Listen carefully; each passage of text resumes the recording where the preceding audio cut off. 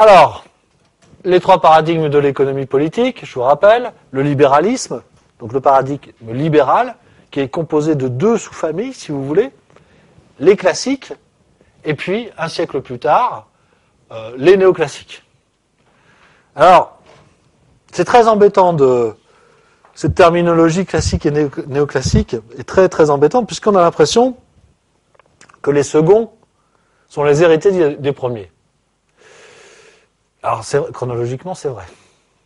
Mais en dehors de la chronologie, il y a de très grandes différences au niveau conceptuel entre la pensée classique et la pensée néoclassique. Qu'est-ce qui les rassemble, donc?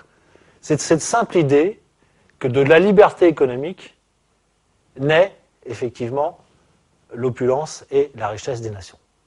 Voilà ce qui unit les classiques et les néoclassiques. Mais, par ailleurs, il y a de très très grandes divergences sur tous les concepts économiques quasiment. Ensuite, on a le marxisme. Le marxisme, lui, qui est une théorie critique du capitalisme. C'est donc le deuxième grand paradigme économique. Je ne rentre pas dans les détails parce qu'ensuite, on va voir effectivement les principales idées et le contexte de développement de ces théories.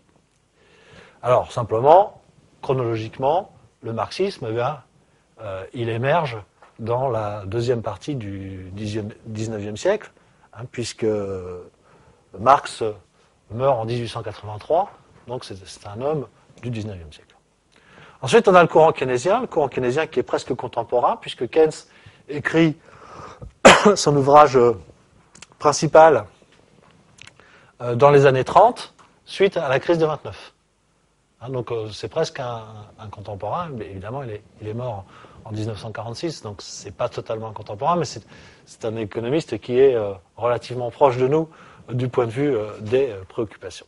Donc voilà, vous, ce que vous devez savoir sur les trois grands courants de la pensée économique, ça se limite à ça, et on vous questionnera pas sur des détails, sur des économistes en particulier, ou sur des auteurs qui sont en dehors de ces écoles-là.